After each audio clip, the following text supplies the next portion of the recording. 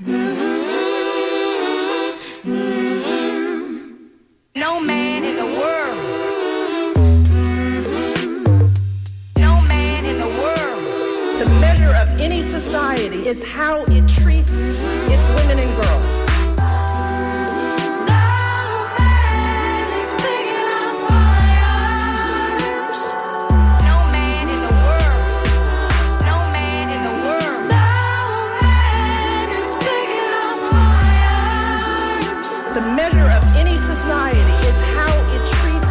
It's women and girls. We create the smart, powerful, creative, accomplished young women. We can fight. I'm here because of you. I'm here because girls like you inspire me.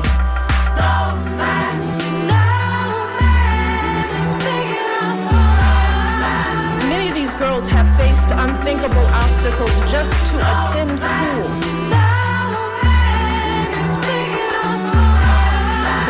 Of any society is how it treats its women and girls. Won't stand still. Your story is my story. Your story is my story.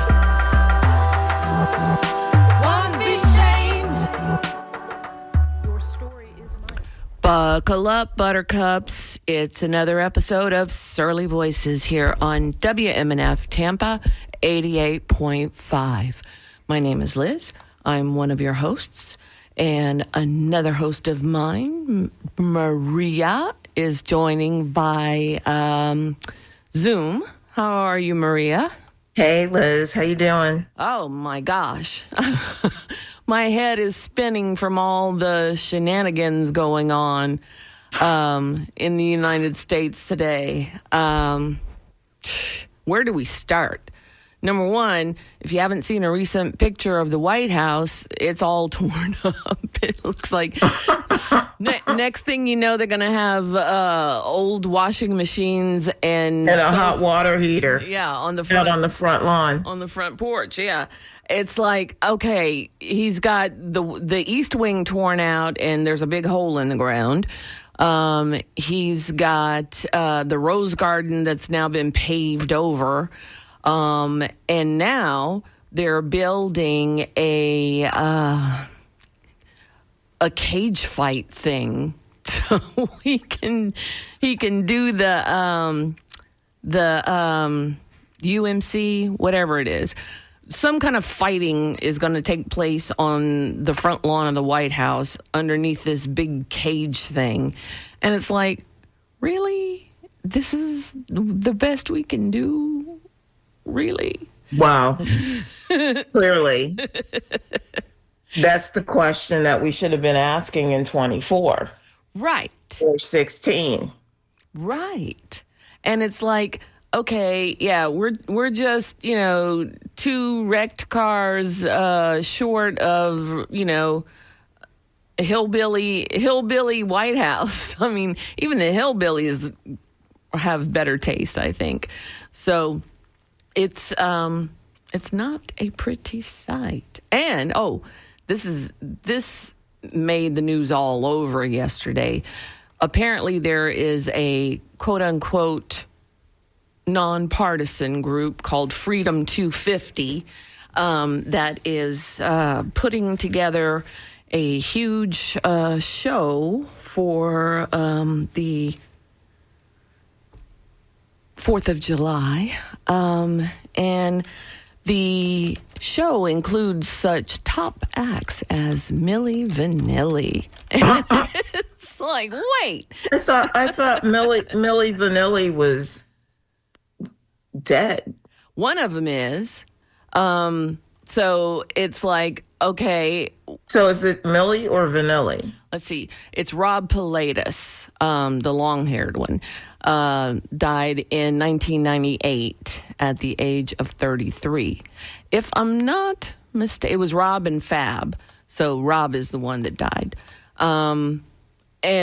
But it's like, okay, wait, they won a Grammy a long time ago, but then they got it taken away because it found out they were lip syncing. Lip syncing, yeah. And so, okay, that's one of the acts. They had listed a bunch of folks, including Morris Day and The Time. And Morris Day himself came out and said, oh, no, we're not in this. Don't put us in this. No, no, no. But people who have not disclaimed it include Vanilla Ice. So it's like Millie Vanilli.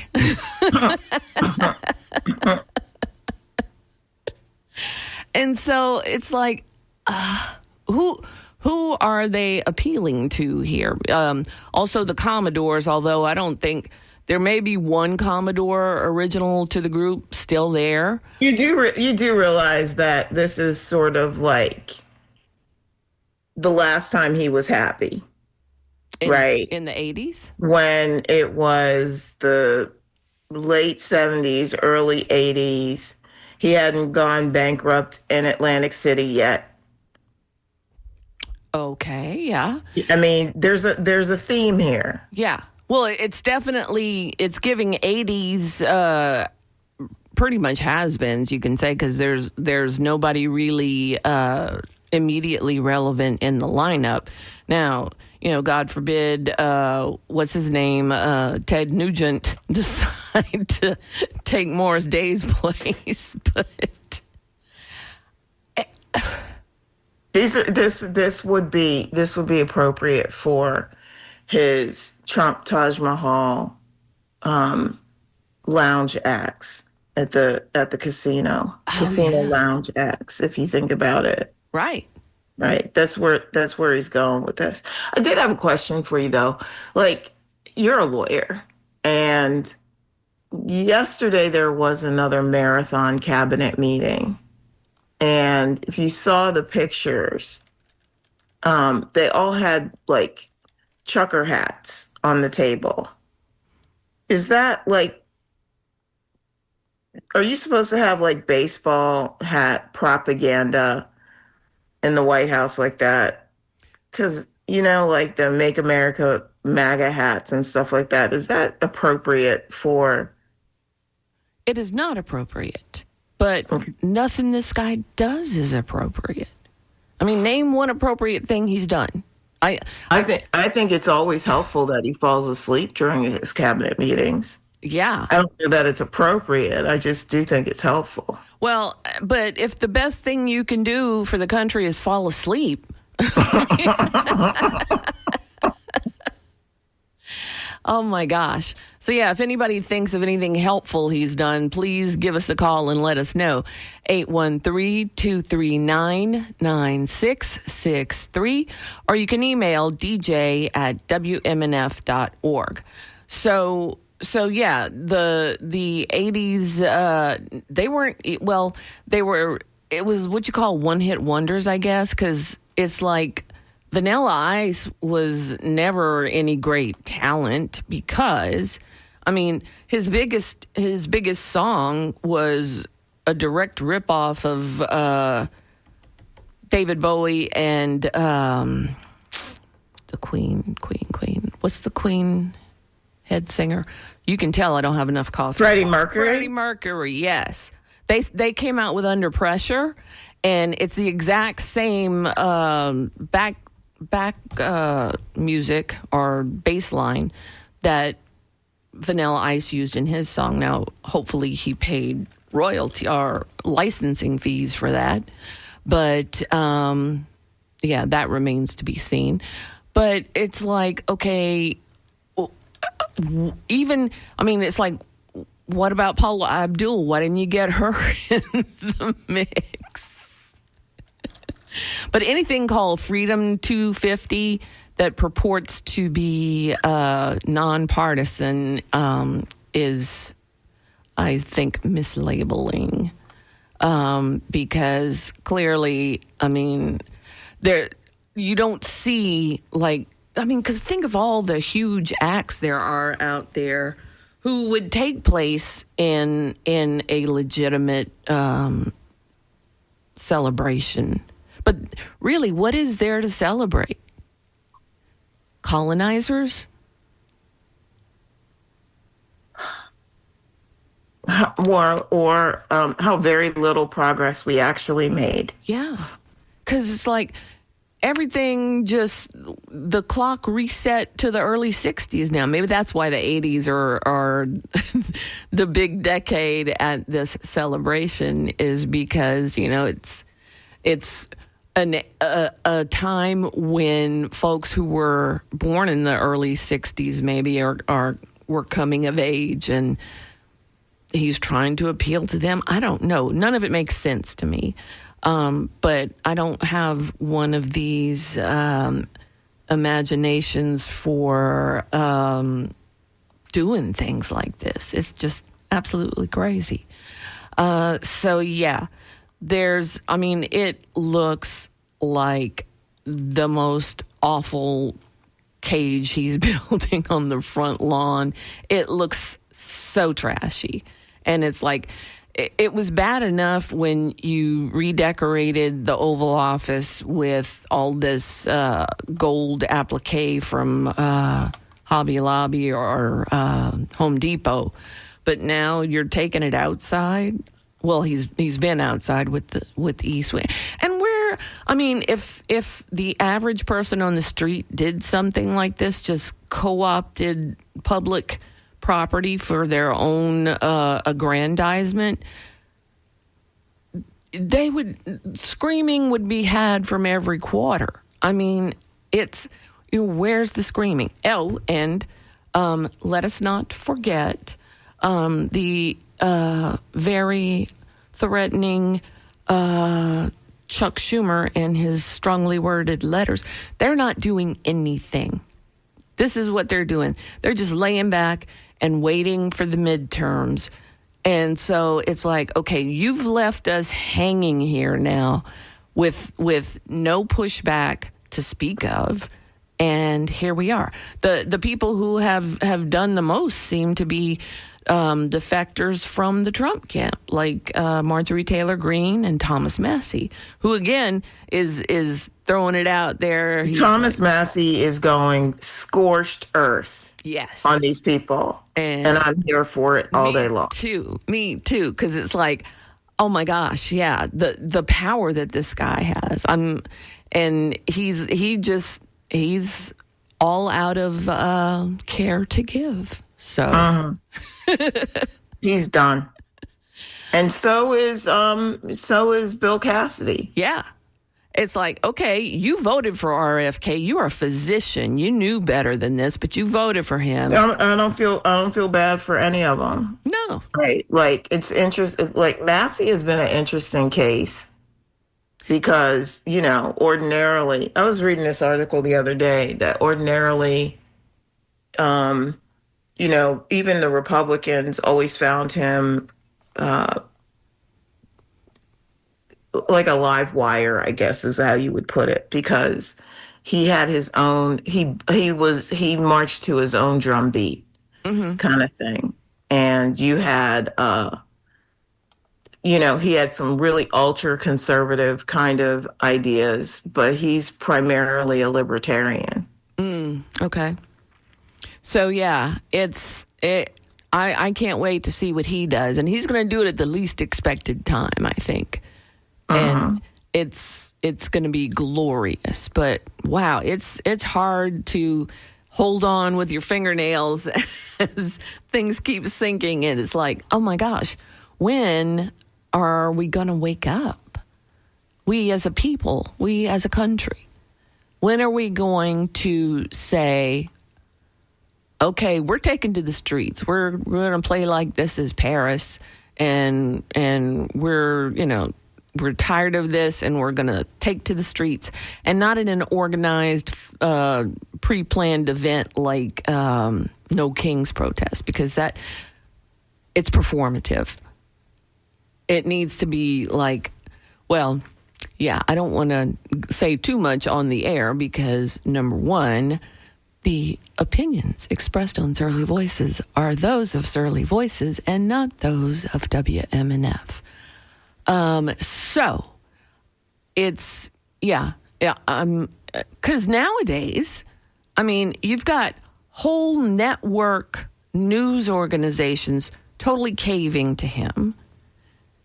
You have comedians demonized for doing comedy. And satire and parody have long been held to be constitutional speech. And so why? Well, I mean, that just shows you like his pathology. So, I mean, that's just what that is. It's just on full display. I think that the two telling things this week are, Stephen Colbert's last show. Right. And then yesterday, the announcement from the DOJ that he is now going to go after E. Jean Carroll. Exactly. And for those who don't know, E. Jean Carroll is the woman who sued him for sexually assaulting her and won. And now he's putting the Justice Department and his hench person du jour, Todd Blanche, on the case to do all his dirty work. What you call that? A hatchet man. There you go. Hatchet man. So it's like, okay, wait. Oh, and you know what I found out this morning? Pam Bondi is going back to Washington to serve on an AI oversight committee. So it's like, what? Wait, what? He fires you on the way to an event in the car, and you're going back?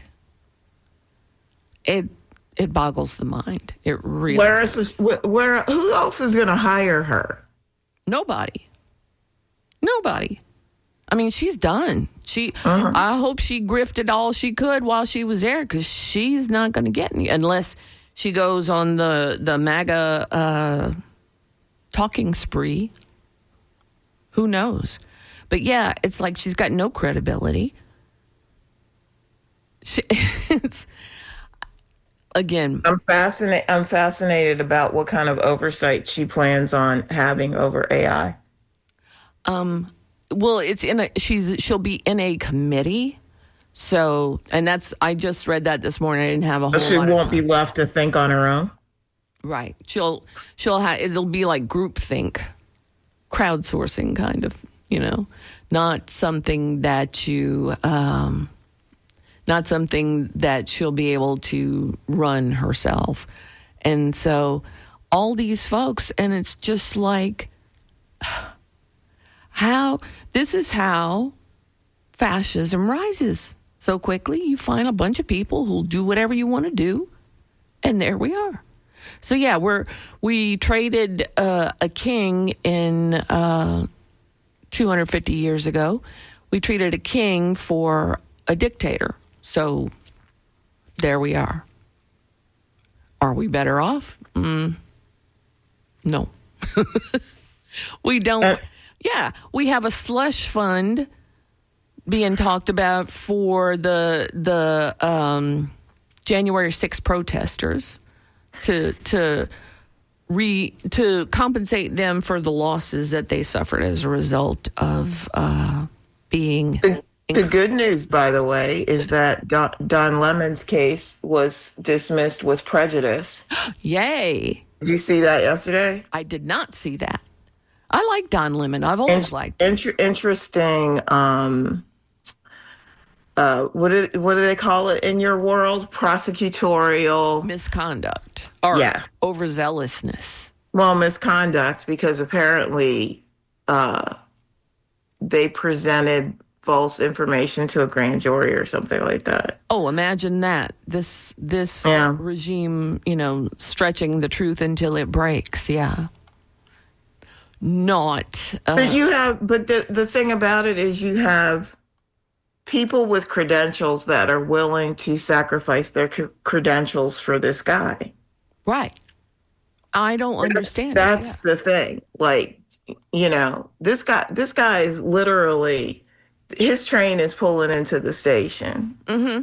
And had to go to Walter Reed again yesterday, by the way. But here we are. And you've got another 20 or 30 years to live post this era, and you're willing to sacrifice it for him. I don't understand it at all. And I don't understand, well, I do understand how he swung his base over because racism. Somebody came out and said, he's not racist.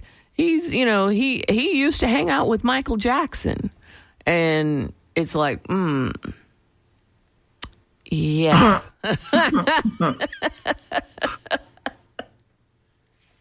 So, yeah. If you want to join the conversation, give us a call, 813-239-9663. Or you can email to dj@wmnf.org. Let's see. Let us go. Ooh, we got a lot of email today. Let's see.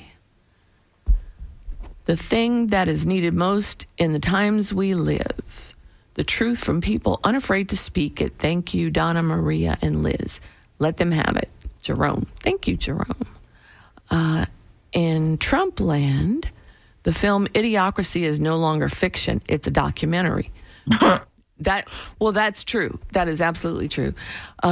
Trump is the opposite of King Midas. Everything he touched turns to feces.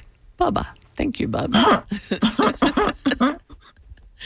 I'm going to have to think on that and come up with an analogous name. So let's see.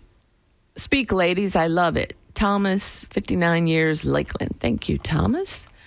David, Mr. White Pep, says, hi, ladies. Great show today. If you zoom in on the cabinet members' noses yesterday, you can see some of Trump's poopage in their nostrils since they are always brown-nosing Trump.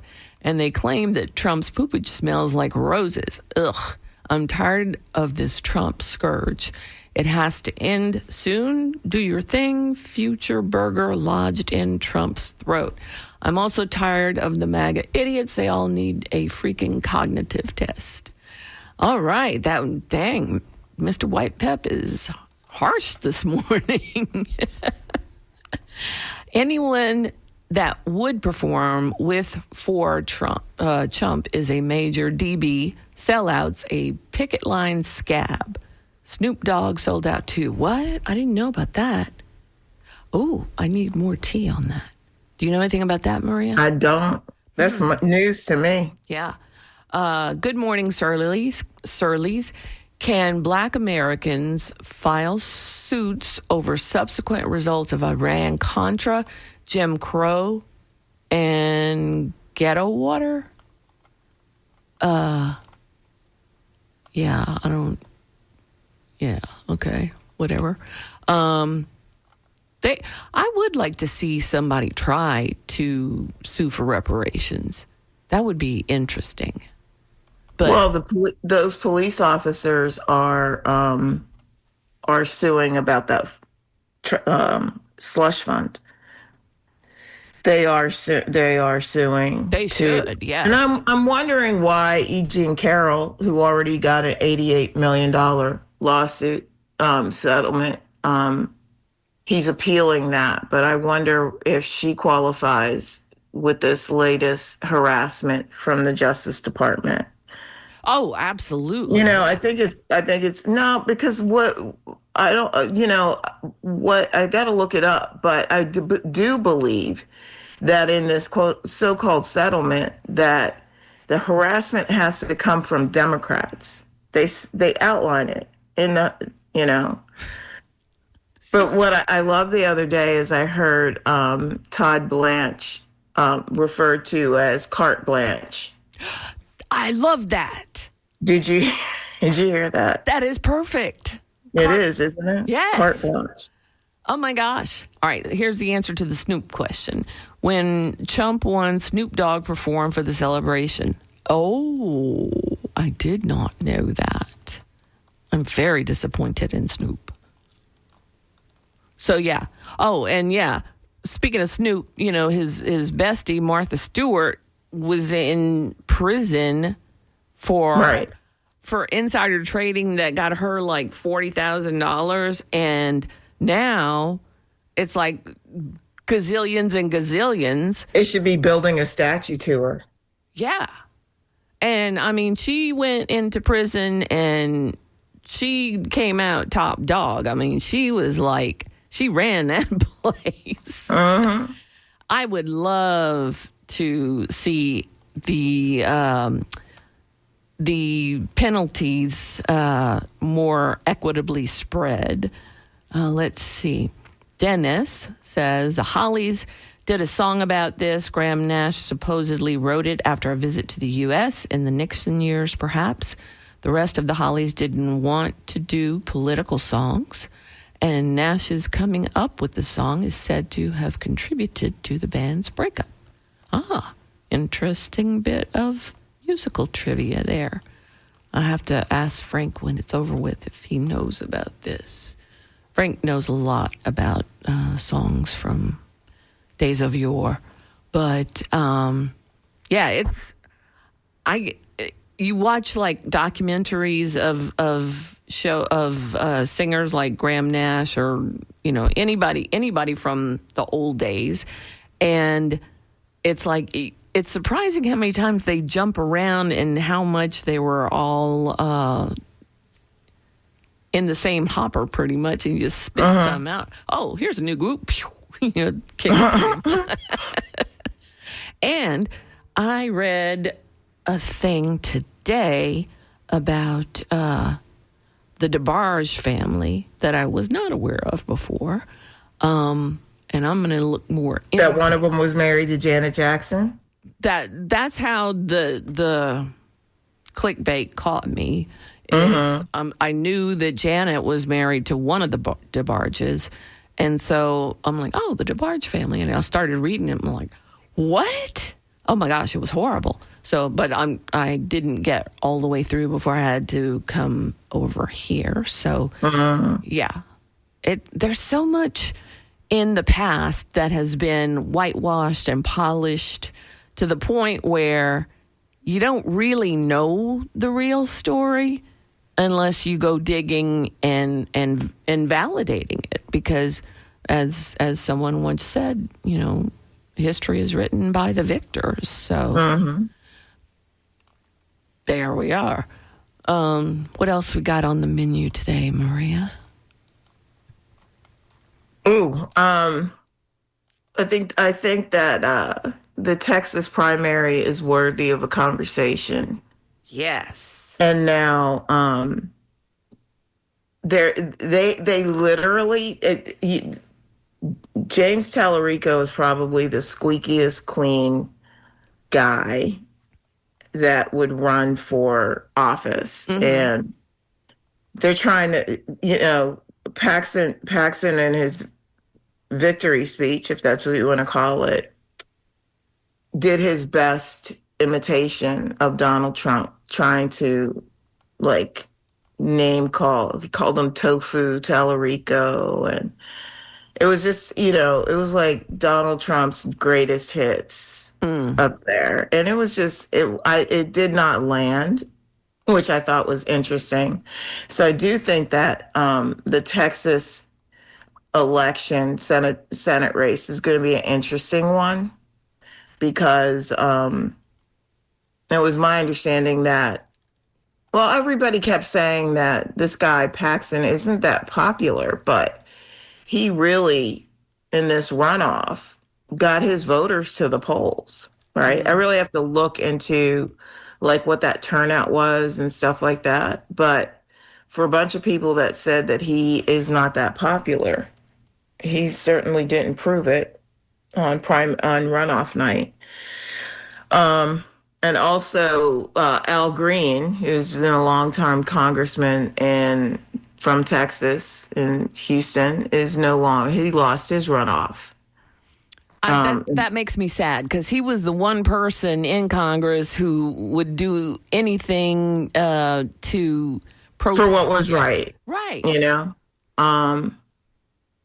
he was the one that introduced articles of impeachment regularly because there's always a reason to impeach this president. Um, but he lost. He lost his runoff. Um, so I mean, honestly, though, I think that the overall tone and tenor is that people want people that are they want a new way of operating in Congress, and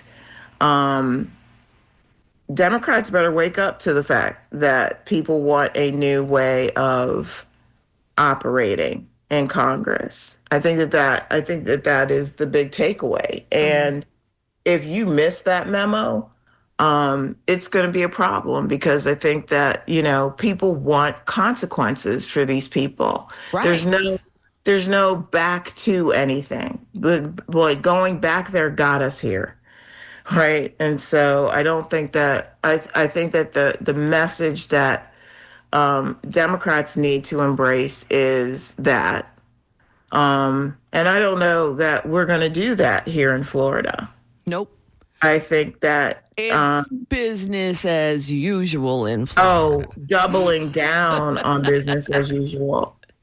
We have a Democrat, as Donna says, a Dino, who appears to be leading the race to the top. David Jolly is who I'm talking about. It's like, wait, why do we like this guy so much? He's a Republican. And I mean, you know, I'm old enough to remember when there were like pro-choice Republicans, right? So he's not one of them. right. I find it very, very interesting that the Democratic Party has decided that they can basically give the Black community their finger Oh, and expect yes. the Black community to vote for them. Right. It's like they really do think that we don't have choices. Like, and I keep trying to explain to people that you don't have to, like choose this.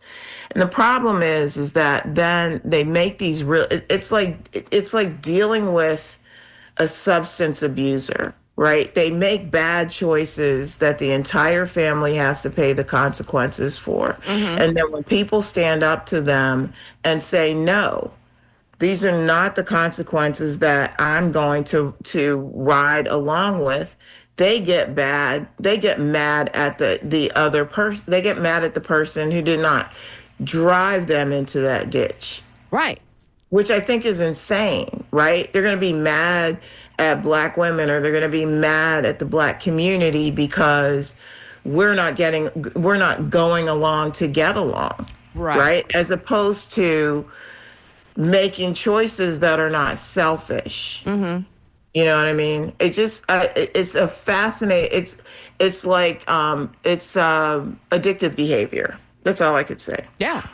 And you got your facilitators and that's a great analogy, yeah. But it's like you have folks coming in from out of state.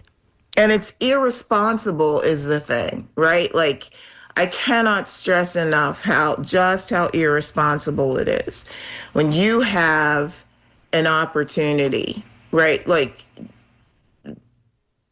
it's, David Hogg, after this so-called report came out, the autopsy report came out, David Hogg did this interview and he was incensed. He was absolutely incensed. And for the first time, I actually felt like, you're absolutely right. You know what I mean? I don't always agree with David Hogg, but the fascinating thing to me is that like he said something. He says, with this guy in the White House at 37% approval rating. The only entity with a lower approval rating than him is the Democratic Party.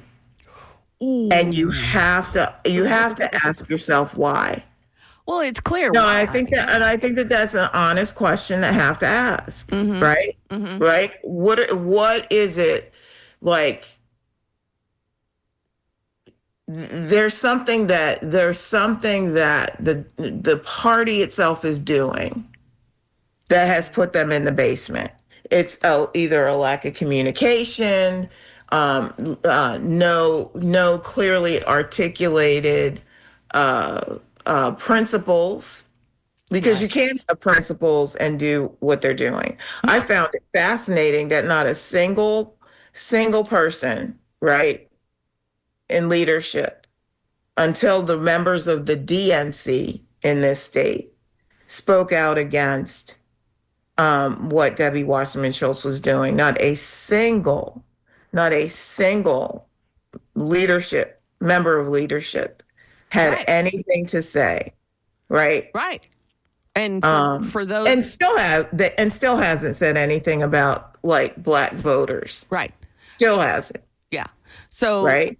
Exactly. And they're not going to, because even when it was not even, it hadn't even passed yet, even before it was signed, not a single one of them had anything to say about disenfranchising Black voters. But they sat there like vultures, waiting to pick apart the two congressional districts that used to be a part of Sheila Sherfullis McCormick's district, right? They sat there like vultures and they waited to say, okay, I might have an F rating with respect to the Black community's agenda, but I'm going to run for that seat. Right. Not a peep out of, because that's what they want. They want the name to go into the place and disrupt everything. And I mean, I would myself, my opinion only, I would, if I lived in that district, I would vote for whoever's running against her. So let's talk to Bob in Palm Harbor. Hi, Bob. Hi there. I just want to say that nobody's really represented by the politics of Florida except business. And it's been that way for quite a while. We pay the highest property insurance rates, and it's all privatized market, which we are now funding as underwriters. Once they took it away from citizens, we pay the highest insurance rates. A friend of mine moved here. He says, wow, it's double here what it was. So our environment is being destroyed because our DEP has been hacked to bits by Rick Scott and then by DeSantis. And, representation of the Democratic Party has been made meaningless by gerrymandering, and now they're taking the black votes away, to even more gerrymandering. So there's no representation. The party does a very bad job of representing issues that mean anything to everybody. And so we're in a bad place. Nobody talks the issues. Nobody knows about the history of how we got here. And so it's all become about talking about a ball game, and rather than the issues that affects everybody's pocket. Yes. And nobody's getting any representation that's meaningful. It's all a bunch of BS when you get down to it. And all the New Deal programs that were made to help everybody are disappearing now at the federal level, as they have at the Florida level when they hacked apart the Department of Health. Again under Rick Scott, where they couldn't do TB COVID tracing because they couldn't even do TB tracing, the regular stuff that the health department is supposed to do to trace diseases, because they were hacked apart by Rick Scott. Right. And and now they want to even do more by doing away with property taxes. And so there is no government. It's all privatized, and we're back in the 1800s. Exactly. And nobody's really talking about this stuff, and people really don't understand what's going on. That's all I had to say. Thank you. All right. Thanks so much for calling, Bob. But yeah, it's like, and here's I think people don't even know what's going on because they're so busy trying to survive here. This is not a place to just, thrive. People move here because of the weather and stuff like that. But if you can't afford to go outside and enjoy it, or you don't have time to go to the beach because you gotta have a second job just to buy groceries Yep. and afford rent. I don't know how you have time to pay attention to what's going on. And you know what? I think that part of it is that the actions are insidious, right? That it's been tick by tick by tick by tick that all of these things have happened. I was talking to they just got an incredibly generous, like less than 2% raise for public school teachers here, right? And I tried to, I'll do anything to support our public school teachers. And I do think that public education should be sacrosanct. Yes. But we're doing everything to destroy education because we just want a stupid group of people, uninformed, uneducated, to appeal to corporations, just like Bob was saying. But I was talking to a teacher the other day, and I was like, you do realize that all of this stuff happens in Tallahassee, right? Like, right. The state house is literally, and the state legislature, I should say, is probably the most important body politic to pay attention to. Because whatever happens there impacts everywhere in the state. I don't care whether you live in a quote unquote blue county, large county, progressive county, or whatever. You got a bunch of red counties from red areas, like ultra conservative Bible Belt areas that are making the decisions for you in Tallahassee. And those are the races that you need to pay attention to, because if they decide that and your governor decides that a thing is going to be a thing a certain way, even if you have the most progressive school board or county commission and they want to defy the governor can actually come in and remove those people. And he's done it. Right. He's done it here in Hillsborough County. Yeah. He's done it in Hillsborough. He's done it here in Palm Beach. He's done it in Broward. In Broward, he removed every single one of the members of the school board, and they all won re-election. But that's the kind of power that the governor has in this state. And people are crazy if they're not paying attention. Yeah. Well, a lot of people are too busy trying to just like survive. I said, eke out an existence. Right. Yep. All right. Danya says regarding Pam Bondi, she announced she had thyroid cancer, so maybe her new position is to get her insurance. That if ever there were an argument for universal health care in the United States, that would be it. Yeah. Here are your choices. You can, spend every cent you have treating your cancer, or you can go back to work for the fascist regime and get insurance. Wow. Dang. Yeah. That's harsh. Let's see. All right, Bubba with his jokes now.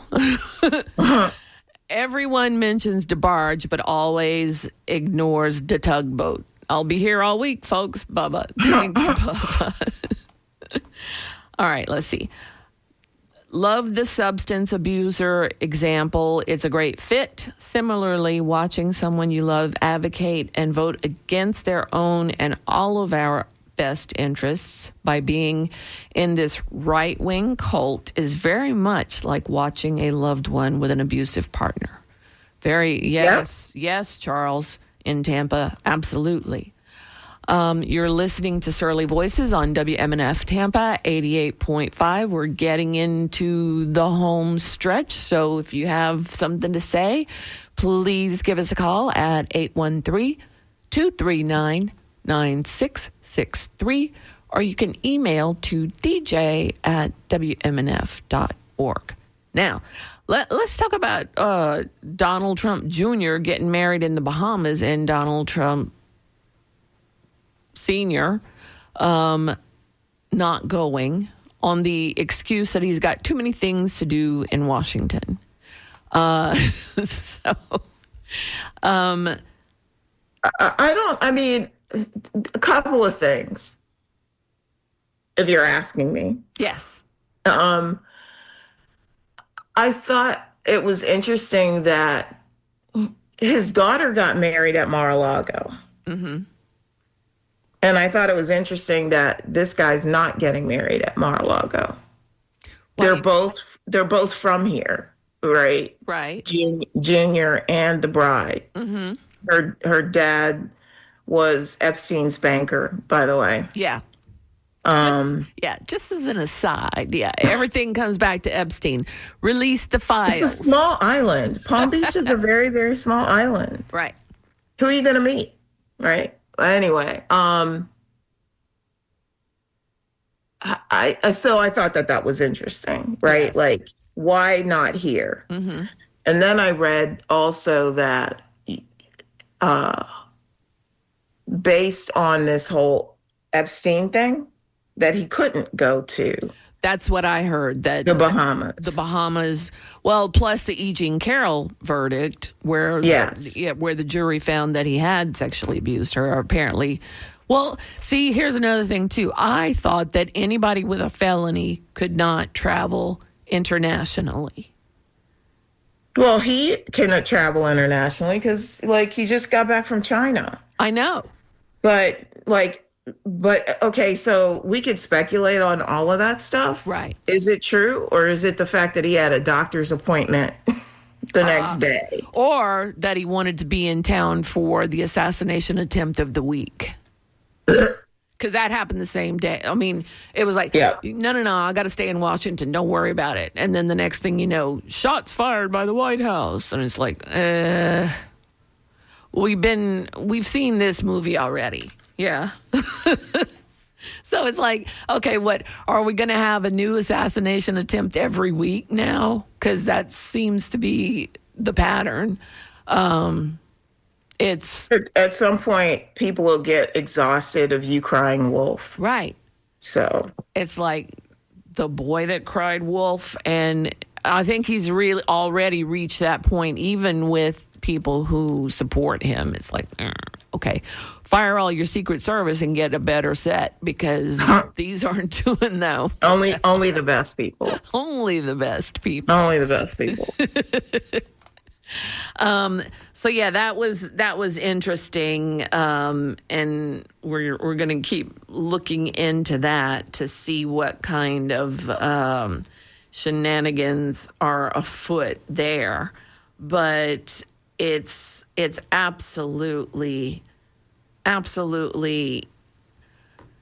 mind-boggling to me that the People's House, the White House, has a fighting cage now in the front yard, or the beginnings of a fighting cage in the front yard. It's like, how? I mean, in your wildest dreams, would you ever have thought to yourself, oh yeah, it's going to be the 250th anniversary of the United States, so who needs a constitutional celebration, right. A dignified celebration of the 250? I think that it's like, this may be the last celebration that we have. It's only appropriate that it be a cage fight. Well, now that you say that, I see it. Yes.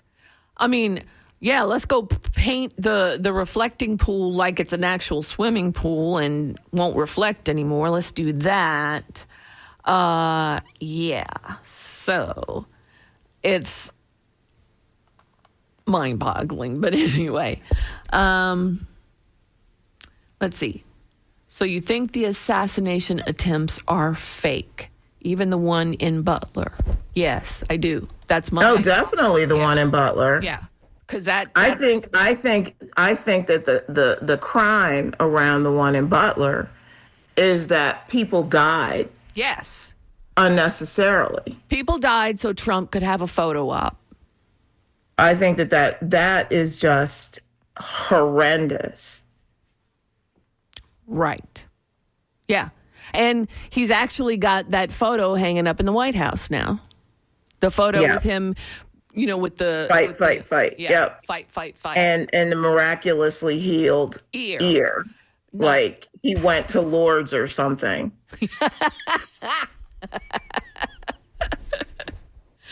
Oh. Let's see. There's nothing. Let's see. I know. All right. Okay. Here's one. It is day 964 of the genocide in Gaza.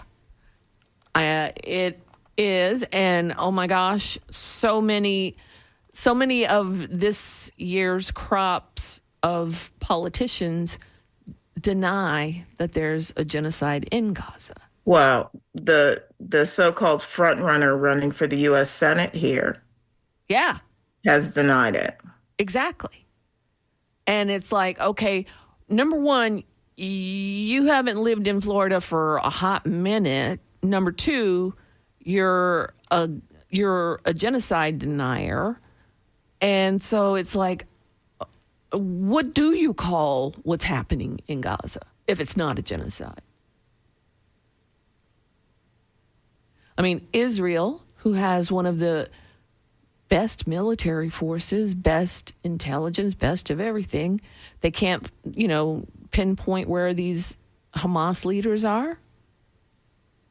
No, you got to bomb civilians. You got to bomb babies and pregnant women and older people. And where's your result? Oh, and journalists. Let's not forget journalists, because And doctors. and doctors And aid workers. and destroying hospitals. It's like, what do you call that? So yeah, and yeah, people really need to do their research on candidates' positions, because I have several folks in my Facebook feed who are I consider good people. And they're out stumping for these folks who are like, oh, no, there's no such thing as Gaza. There's no such thing as Gaza, number one. There's no such thing as Palestine. There's no such thing as genocide there. Say what now? This is why the Democrats, this is why Kamala Harris particularly lost to Trump. That's a big part of what went, they didn't need to go spend money on an autopsy, because all they had to do was listen to the show and they'd know exactly why Kamala Harris lost. One day when Donna's back, we need to do a whole hour on this autopsy. Yes. Oh, yes. That would be awesome. We need to do a whole hour on this autopsy because I found it fascinating. And fascinating, or I found it fascinating. I found like the things that were literally not mentioned at all, like Joe Biden's age, yes, like inflation, like Gaza. I find it fascinating that none of that stuff was mentioned at all in this autopsy, and that, and like I said, I don't always agree with David Hogg, but I was fascinated by the idea that he was like, they paid for this? Right. It's like I said, all they had to do was listen to our show and they'd know exactly what happened, but they don't want to do that. They want to spin the narrative their way. All right. Frank has given us the finger, so it's time to go. Please join us again next week on Surly Voices on WMNF Tampa.